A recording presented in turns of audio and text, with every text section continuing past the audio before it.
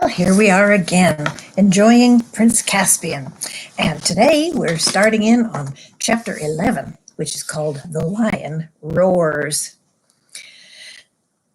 And in our last chapter, remember that Lucy had had another real experience with seeing and talking to Aslan, and he had told her to go and wake the others up, even though it was the middle of the night, and to follow him. And now she is trying to wake them up. When the whole party was finally awake, Lucy had to tell her story again for the fourth time. The blank silence which followed was as discouraging as anything could be. "I can't see anything," said Peter, after he had stared his eyes sore. "Can you, Susan?" "No, of course I can't," snapped Susan, "because there isn't anything to see. She's been dreaming. Go back to sleep, Lucy."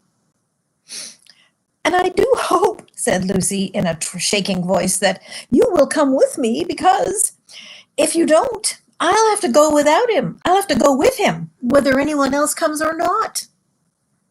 "Oh, don't talk nonsense, Lucy," said Susan. "Of course you can't go off on your own. Don't let her, Peter. She's being downright naughty." "Well, I'll go with her if she must go," said Edmund. "She's been right before." "I know she has," said Peter, "and she may have been right this morning. We've certainly had no luck going down the gorge, but still, at this hour of the night, and why should Aslan be invisible to us now? He never used to be. It's not like him. What does the DLF say?" "Oh, I say nothing at all," said the dwarf. "If you all go, of course I'll go with you, and if your party splits up, I'll go with the High King. That's my duty to him and to King Caspian.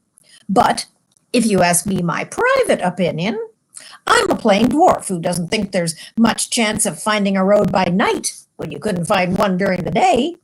And I have no use for magic lions, which are talking lions and don't talk, and friendly lions, though they don't do us any good, and whopping big lions that nobody can see. It's all bilge and beanstalks as far as I can see." "He's beating his paw on the ground for us to follow him," said Lucy. "We must go now. At least I must." "You have no right to force the rest of us like that. It's 4-1, and you are the youngest," said Susan. "Oh, come on," growled Edmund. "We've got to go. There'll be no peace until we do." He fully intended to back Lucy up, but he was annoyed at losing his night's sleep and was making up for it by doing everything as sulkily as possible. "On the march, then," said Peter, wearily fitting his arm into his shield strap and putting his helmet on. At any other time, he would have said something nice to Lucy because she was his favorite sister, and he knew how wretched she must be feeling. But he knew that whatever had happened, it was not her fault, but he couldn't help but being a little annoyed with her all the same. But Susan was the worst. "Suppose I started behaving like Lucy," she said. "I might threaten to stay here whether the rest of you went on or not. I jolly well think I will." "Obey the High King, your Majesty," said Trumpkin to her, "and let's be off. If I'm not allowed to sleep, I'd just as soon be marching as standing here talking." And so at last they got on the move. Lucy went first, biting her lip and trying not to say all the things she thought of saying to Susan. But she forgot them when she fixed her eyes on Aslan. He turned and walked at a slow pace about 30 yards ahead of them. The others only had Lucy's directions to guide them, for Aslan was not only invisible to them, but silent as well. His big cat-like paws made no noise on the grass. He led them to the right of the dancing trees. Whether they were still dancing, nobody knew, for Lucy had her eyes on the lion, and the rest of them had their eyes on Lucy, and nearer to the edge of the gorge. "Commels and kettle drums," thought Trumpkin. "I hope this madness isn't going to end in a moonlight climb and a broken neck." For a long way, Aslan went along the top of the cliff. Then they came to a place where some little trees grew right up to the edge. He turned and disappeared into them. Lucy held her breath, for it looked as if he had plunged right over the cliff. but she was too busy keeping him in sight to stop and think about this. She quickened her pace and was soon among the trees herself. Looking down, she could see a steep and narrow path going slantwise down into the gorge between the rocks, and Aslan was descending it. He turned and looked at her with his happy eyes. Lucy clapped her hands and began to scramble down after him. From behind her, he heard the voices of the others shouting, "Hey, Lucy, watch out for goodness sake! You're right on the edge of the gorge. Come back!" And then, a moment later, Edmund's voice saying, "No, she's right. There is a path down." Halfway down the path, Edmund caught up with her. "Look," he said in great excitement. "Look, what is that shadow down in front of us?" "Well, it's his shadow," said Lucy. "I do believe you're right," said Edmund. "I can't think how I didn't see it before, but where is he?" "Well, he's with his shadow, of course. Can't you see him?" "Well, I almost thought I did. I did for a moment. It's such a bad light now." "Get on, King Edmund, get on," said Trumpkin's voice from behind and above. And then further behind and nearly at the top, Peter's voice saying, "Oh, come on, Susan, give me your hand. Why, a baby could get down here, and do stop grousing." In a few minutes they were at the bottom, and the roaring of water filled their ears. Treading delicately, like a cat, Aslan stepped from stone to stone across the stream. In the middle, he stopped, bent down to drink, and as he raised his shaggy head dripping from the water, he turned to face them again. And this time, Edmund saw him. "Oh, Aslan!" he cried, darting forward. But the lion whisked around and began padding up the slope on the far side of the rush. "Peter, Peter!" cried Edmund. "Did you see?" "I saw something," said Peter, "but it's so tricky in this moonlight. On we go, though, and 3 cheers for Lucy. And I don't feel half as tired now, either." Aslan, without hesitation, led them to their left, further up the gorge. The whole journey was odd and dreamlike. The roaring stream, the wet gray grass, the glimmering cliffs which they were approaching, and always the glorious, silent, pacing beast ahead. Everyone except Susan and the dwarf could see him now. Presently they came to another steep path up the face of the further cliffs. These were far higher than the ones they had just descended, and the journey up them was long and tedious and zigzag.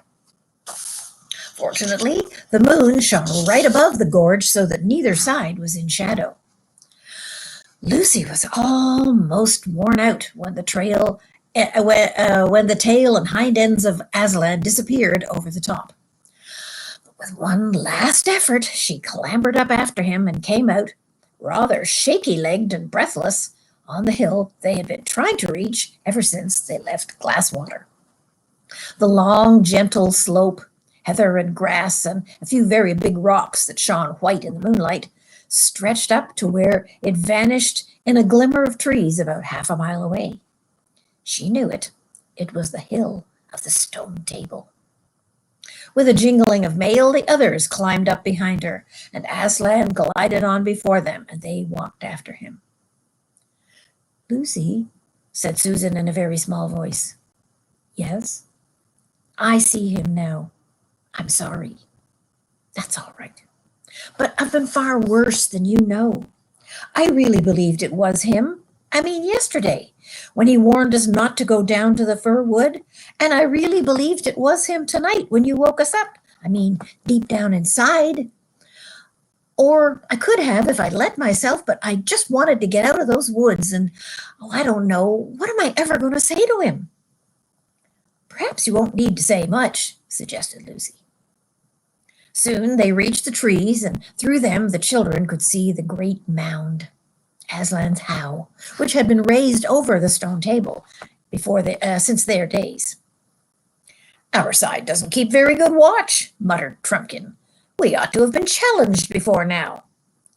"Hush," said the other four, for now Aslan had stopped and turned and stood facing them, looking so majestic that they felt as glad as anyone who still feels afraid, and as afraid as anyone who feels glad. The boys strode forward. Lucy made way for them. Susan and the dwarf shrank back. "Oh, Aslan," said King Peter, dropping to one knee and raising the lion's heavy paw to his face. "I'm so glad and I'm so sorry. I've been leading them the wrong way ever since we started, and especially since yesterday." "My dear son," said Aslan. Then he turned and welcomed Edmund. "Well done," were his words. And then, after an awful pause, the deep voice said, "Susan." She made no answers, but the others thought she was crying. "You have listened to fear, child," said Aslan. "Come, let me breathe on you. Forget them. Are you brave now?" A little," said Susan. "And now," said Aslan in a much louder voice with just a hint of a roar in it, while his tail lashed his flanks, "and now, where is this little dwarf, this famous swordsman and archer who doesn't believe in lions? Come here, son of earth. Come here." And the last words were no longer the hint of a roar, but almost the real thing. "Wraiths and wreckage," gasped Trumpkin in the ghost of a voice. The children, who knew Aslan well enough to see that he liked the dwarf very much, were not disturbed, but it was quite another thing for Trumpkin, who had never seen a lion before, let alone this lion.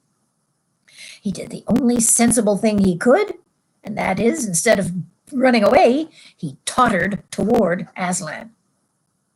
Aslan pounced on him. Have you ever seen a very young kitten being carried by a mother cat in her mouth? It was like that. The dwarf, hunched up in a miserable little ball, hung from Aslan's mouth. The lion gave him a shake, and all his armor rattled. And then, hey, presto, the dwarf flew up into the air. He was as safe as if he had been in bed, though he didn't feel so. And he came down as the huge velvety paws caught him as gently as a mother's arms and set him, right way up too, on the ground. "Son of Earth," said Aslan, "shall we be friends?" Yes, pounded the dwarf, for he had not yet got his breath back. "And now," said Aslan, "the moon is setting. Look behind you. The dawn is beginning. We have no time to lose. You three, you sons of Adam and son of Earth, hasten into the mound and deal with whatever you find there." The dwarf was still speechless, and neither of the boys dared to ask Aslan if he would follow them. But all three of them drew their swords and saluted, and then turned and jingled away into the dusk. Lucy noticed that there was no sign of weariness in their faces now. Both the High King and King Edmund looked far more like men than like boys. The girls watched them out of sight, standing close beside Aslan. The light was changing. Far down in the east, Aravir, the morning star of Narnia, gleamed like a little moon. And Aslan, who seemed larger than before, lifted his head, shook his mane, and roared. The sound, deep and throbbing at first, like an organ beginning on a low note, rose and became louder, and then far louder again, till the earth and the air were shaking with it. It rose up from the hill and floated all across Narnia. Down in Miraz's camp, men woke, stared palely into one another's faces, and grasped their weapons. Down below that, in the great river, now at its coldest hour, the heads and shoulders of the nymphs and the green weedy-beard head of the river god rose out of the water. Beyond it, in every field and wood, the alert ears of rabbits rose from their holes, the sleepy heads of birds came out from under their wings. Owls hooted, vixens barked, hedgehogs grunted, the trees stirred. In towns and villages, mothers pressed their babies close, staring with wild eyes. Dogs whimpered, and men leaped up, groping for lights. Far away on the northern frontier, the mountain giants peeked from the dark gateways of their castles. What Lucy and Susan saw was a dark, something coming to them from almost every direction across the hills. It looked first like a black mist creeping across the ground, then like the stormy waves of a black sea rising higher and higher as it came on. And then at last they could see what it was: woods on the move. All the trees of the world appeared to be rushing towards Aslan. But as they drew nearer, they looked less like trees, and when the whole crowd, bowing and curtsying and waving long, thin arms to Aslan, were all around Lucy, she saw that it was a crowd of human shapes. Pale birch girls were tossing their heads. Willow women pushed back their hair from their brooding faces to gaze at Aslan. The queenly beeches stood still and adored him. Shaggy oak men, lean and melancholy elms, shock-headed holly, dark themselves, but their wives were all bright with berries, and gay mountain ashes all around them bowed and rose again, shouting, "Aslan, Aslan," in their various husky or creaky or wave-like voices. The crowd and the dance around Aslan, for it had become a dance once more, grew so thick and rapid that Lucy was confused. She never saw where certain people came from, or were soon capering among the trees. She saw one who was a young boy dressed only in a skin of a deer, with vine leaves wreathed in his curly hair. His face would have been almost too pretty for a boy's if it hadn't looked so extremely wild. You felt, as Edmund said when he saw him again a few days later, "There's a boy who might do anything, absolutely anything." He seemed to have a great many names. Bromius, Bassarius, and Ram were three of them. And there were a lot of girls with him, as wild as he. There was, even unexpectedly, someone riding on a donkey. And everyone was laughing, and everyone was shouting out, "Uwan, Uwan, Uwoy, oy, oy." "Is this a romp?" Aslan cried the youth, and apparently it was. But nearly everybody seemed to have a different idea as to what game they were playing. It might have been tag, but Lucy never discovered who was it. It might have been blind man's buff, only everyone behaved as if they were blindfolded. It wasn't unlike Hunt the Slipper, but the slipper was never found. But what made it more complicated was that the man on the donkey, who was old and enormously fat, began calling out at once, "Refreshments! Refreshments! Time for refreshments!" and falling off his donkey and being bundled onto it again by the others, while the donkey was under the impression that the whole thing was a circus, and he tried standing on his hind legs. All the time, there were more and more vine leaves everywhere, and soon not only vine leaves, but vines. They were running up the legs of the trees and circling around their necks.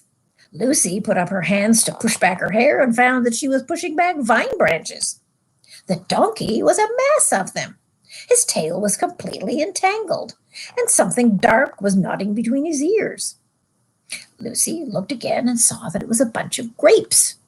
After that, it was mostly grapes, overhead, underfoot, all around. "Refreshments, refreshments," cried the old man, and everyone began eating. And whatever greenhouses you may have known about, you have never tasted such grapes. Really good grapes, firm and tight on the outside, but bursting into cool sweetness when you put it in your mouth. They were something that the girls had never quite had enough of before, and here there were far more than anybody could possibly want, and no table manners at all. Everybody had sticky and stained fingers, and though their mouths were full, they never stopped laughing, and they never cried, calling out, you won, you oi, oi, oi," till all of a sudden, everyone felt at the same moment that the game, whatever it was, and the feast ought to be over, and everyone flopped down breathless onto the ground and turned their faces to Aslan to see what he would say next. At that moment, the sun was just rising, and Lucy remembered something and whispered it to Susan. "I say, Sue, I know who they are." "Who?" "The boy with the wild face is Bacchus, and the old one on the donkey is Silenus. Don't you remember Mr. Tumnus telling about them long ago?" "Oh, yes, of course, but I say, Lou." "What?" I wouldn't have felt safe with Bacchus and all his wild girls if we had met them without Aslan. I should think not, said Lucy. Chapter 12. Sorcery and Sudden Vengeance. Ooh. Meanwhile, Trumpkin and the two boys arrived at the dark little stone archway which led into the inside of the mound, and two sentinel badgers with white patches on their cheeks leaped up with bared teeth and asked them in snarling voices, "Who goes there?" "Trumpkin," said the dwarf, "bringing the High King of Narnia out of the far past." The badgers nosed at the boys' hands. "At last," they said, "at last." "Give us a light, friends," said Trumpkin. The badgers found a torch just inside the arch, and Peter lit it and handed it to Trumpkin. "The DLF had better lead," he said. "We don't know our way around this place." So Trumpkin took the torch and went ahead into the dark tunnel. It was a cold, black, musty place with an occasional bat flittering in the torchlight, and plenty of cobwebs. The boys, who had been mostly in the open air ever since that morning at the railway station, felt that they were going into a trap or into a prison. I say, I think I've forgotten to show you a picture. There's a picture on this page, and that reminds me that there was a picture in the last one that I don't think I showed you. And it's a picture of Bacchus, the boy here on this side, and Silenus, the old man who's calling out refreshments, sitting on his donkey. Sorry, I forgot to show you that. All right, now back to the chapter 12. All right. The boys, who had been mostly in the open air ever since that morning at the railway station, felt as if they were going into a trap or into prison. "I say, Peter," whispered Edmund, "look at those carvings on the wall. Don't they look old? And yet we're older than that. When we were last here, they hadn't even been made." "Yes," said Peter, "that makes one think." The dwarf went on ahead, and then turned to the right, and then to the left, and then down some steps, and then to the left again. At last, they saw a light ahead, light from under a door. And now, for the first time, they heard voices, for they had come to the door of the central chamber. The voices inside were angry ones. Someone was talking so loudly that the approach of the boys and the dwarf had not been heard. "Don't like the sound of that," whispered Trumpkin to Peter. "Let's listen for a moment." And all three stood very silent and still on the outside of the door. "You know well enough," said a voice. "That's the king," whispered Trumpkin. "Why the horn was not blown at sunrise this morning? Have you forgotten that Miraz fell upon us almost before Trumpkin had gone, and we were fighting for our lives for the space of 3 hours or more? I blew it when I first had a breathing space." "I'm not likely to forget it," said the angry voice. "When my dwarfs bore the brunt of the attack and 1 in 5 of them fell." "That's Knickerbrick," said Trumpkin. "For shame, dwarf," came a thick voice. "Truffle Hunter," said Trumpkin. "We all did as much as the dwarfs, and nobody did more than the king." "You tell that tale your own way for all I care," answered Knickerbrick. "But whether it was that the horn was blown too late, or whether there was no magic in it, no help has come. You great clerk, you master magician, you know-it-all, are you still asking us to hang our hopes on Aslan and King Peter and all the rest of it?" "I must confess, I cannot deny that I am deeply disappointed in the results of the operation," came the answer. "That's Dr. Cornelius," whispered Trumpkin. "To speak plainly," said Knickerbrick, "your wallet is empty, and your eggs have gone bad, and your fish are uncaught, and your promises are broken. Stand aside and let others work. And that's why—" "The help will come," said Truffle Hunter.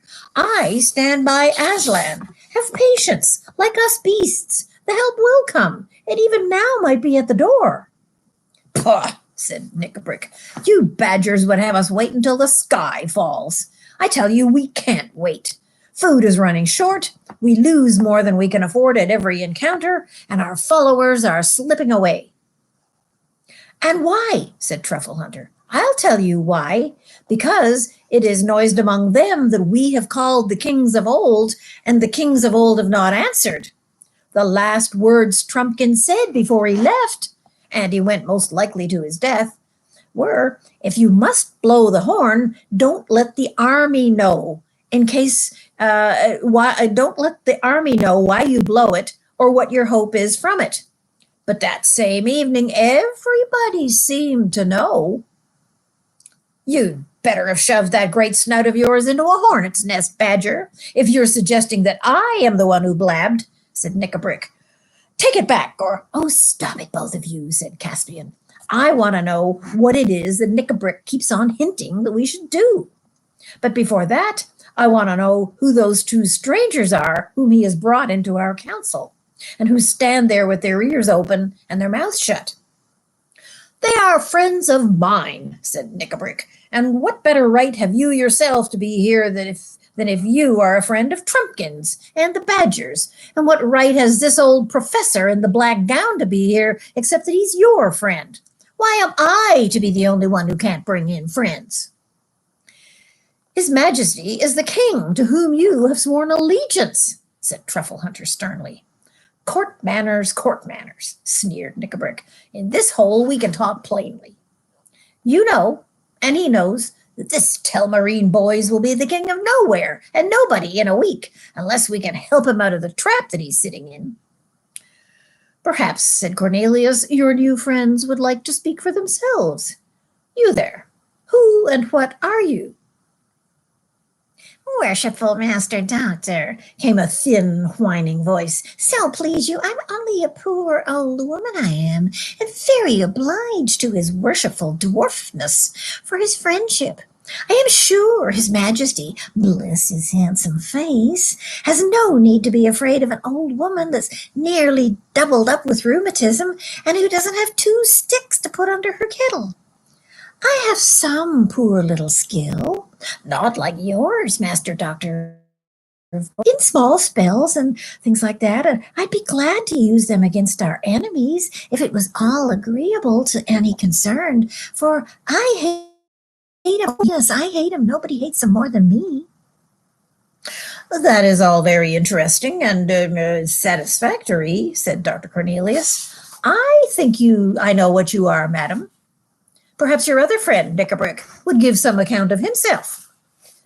A dull gray voice at which Peter's flesh crept replied, I am hunger, I am thirst. Where I bite, I hold till I die, and even after death they must cut out my mouthful from my enemy's body and bury it with me. I can fast for 100 years and not die.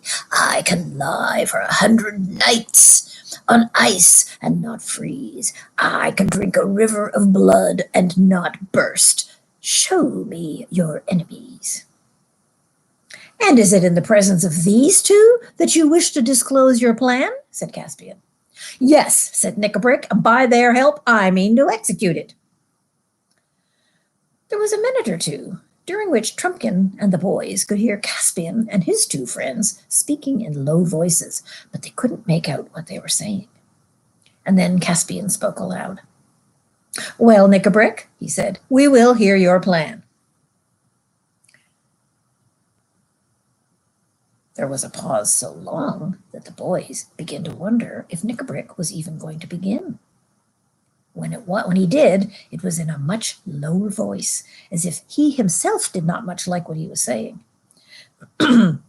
All said and done, he muttered, none of us knows the truth about the ancient days in Narnia. Trumpkin doesn't believe any of the stories. I was ready to put them to the trial. We first tried the horn, and it has failed. If ever there was a High King Peter and a Queen Susan and a King Edmund and a Queen Lucy, then either they have not heard us, or they cannot come, or they are our enemies. Or they're on the way, said Truffle Hunter. You can go on saying that until Miraz has fed us all to his dogs. All I'm saying is we have tried one link in the chain of old legends, and it has done us no good. Well, but when your sword breaks, you draw your dagger. The stories tell of other powers besides the ancient kings and queens. How about if we call them up? Well, if you mean Aslan, said Truffle Hunter, it's all the same whether you call on him and on the kings. They were his servants. If he will not send them, but I've no doubt he will, then he's more likely to come himself. No, you're right there, said Knickerbrick. Aslan and the kings do go together. Either Aslan is dead, or he's not on our side, or else something stronger than he is keeping him back. And if he did come, how do we know he'd be our friend? He was not always a good friend to the dwarfs, by all that's told, not even to all the beasts. You ask the wolves.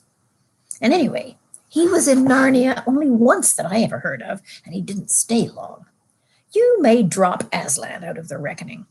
I was thinking of someone else. Who do you think that is? I bet you could guess. There was no answer, and for a few minutes it was so still that Edmund could hear the wheezy, snuffly breath of the badger. Who do you mean? Said Caspian at last. I mean a power so much greater than Aslan's that it held Narnia spellbound for years and years, if the stories are true. The White Witch! Cried all three voices at once, and from the noise Peter guessed that the three people had leaped to their feet. Yes, said Knickerbrick very slowly and distinctly. I mean the witch. Sit down again. Don't all take fright at a name as if you were children. We want power. And we want a power that will be on our side. As for power, don't the stories say that the witch defeated Aslan and bound him and killed him on that very stone which is over there, just beyond the light? Yes, but they also say that he came back to life again, said the badger sharply. Yes, they say, said Knickerbrick, but you'll notice that we hear precious little about anything that he did afterward. He just fades out of the story. How do you explain that? If he really did come back to life, isn't it more likely that he didn't?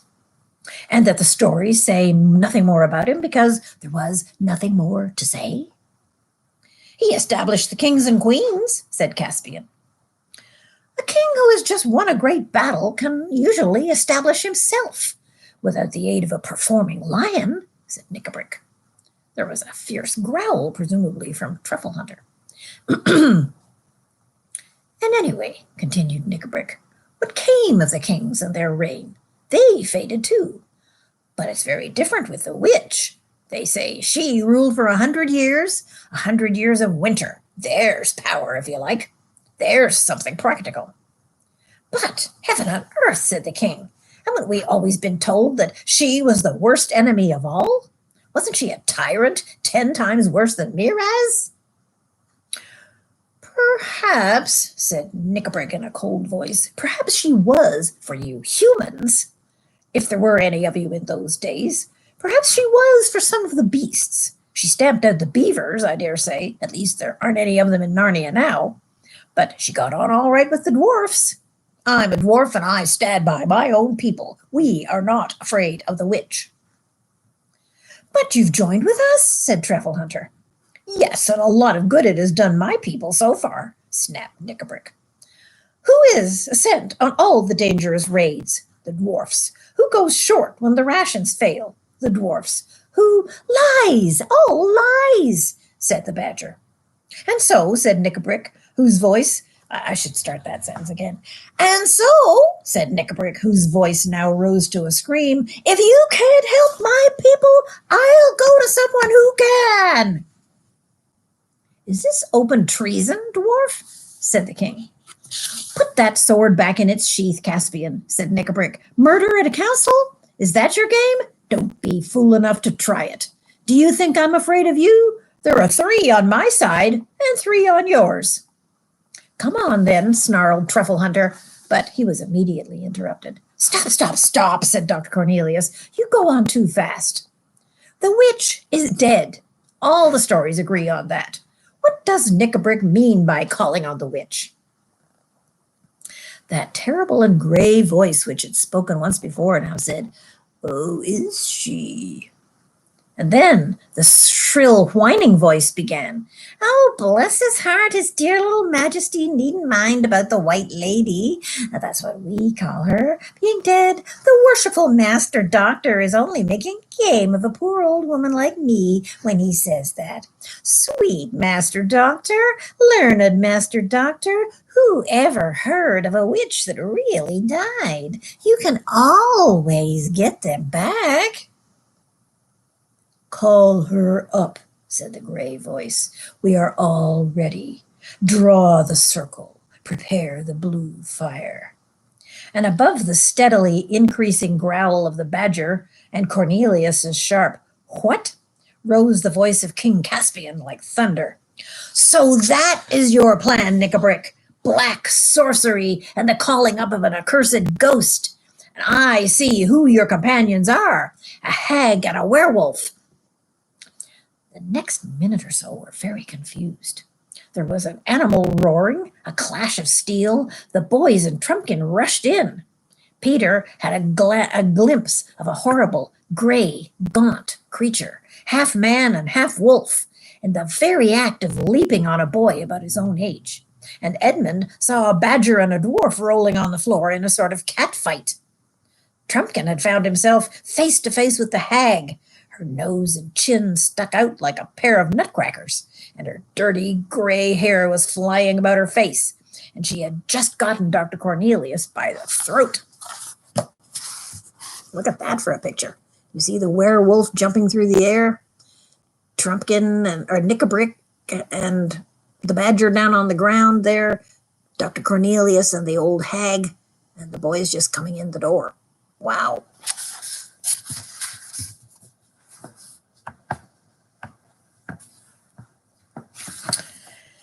Now then, Trumpkin found, I think I read that. Oh, no, I'll read it again. Trumpkin found himself face to face with the hag. Her nose and chin stuck out just like a pair of nutcrackers. Her dirty gray hair was flying about her face, and she had just gotten hold of Dr. Cornelius by the throat.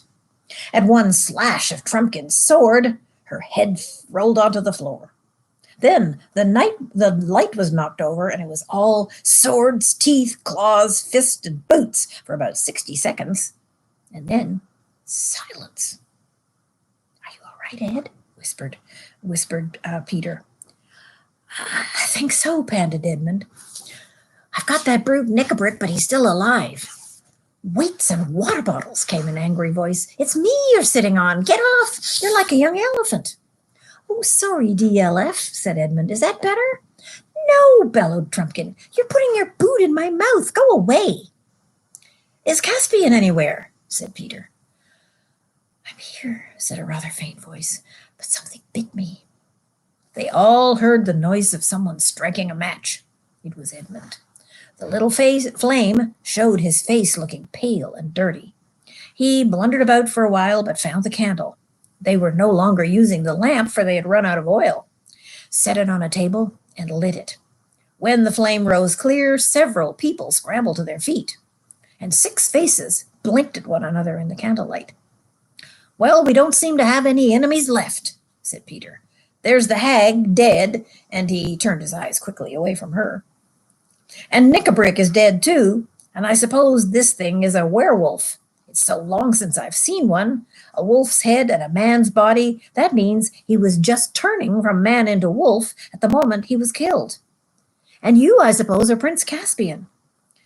Yes, said the other boy, but I've no idea who you are. It's the High King, King Peter, said Trumpkin. Your Majesty is very welcome, said Caspian. And so is your Majesty, said Peter. I haven't come to take your place, you know, but just to put you into it. Your Majesty, said another voice at Peter's elbow, and he turned and found himself face to face with the badger. Peter leaned forward, put his arms around the badger, and kissed his furry head. And it wasn't a girlish thing to do, because he was the High King. Best of badgers, he said, you never doubted us all through. No credit to me, Your Majesty, said Truffle Hunter. I'm a beast, and we don't change. And I'm a badger, what's more, and we hold on. Well, I am sorry for Nickabrick, said Caspian. Though he hated me from the first moment he saw me, He had gone sour inside from all his suffering and hating. If we had won quickly, he might have become a good dwarf in the days of peace. I don't know which of us killed him, and I'm glad of that. You're bleeding, said Peter. Yes, I've been bitten, said Caspian. It was that wolf thing. Cleaning and bandaging the wound took a long time, and when it was done, Trumpkin said, Now, before anything else, we need some breakfast. But not here, said Peter. No, said Caspian with a shudder, and we must send someone to take away these bodies. Well, let the vermin be thrown into a pit, said Peter, but the dwarf we will give to his people to be buried in their own fashion. They breakfasted at last in another of the dark chambers of Aslan's house.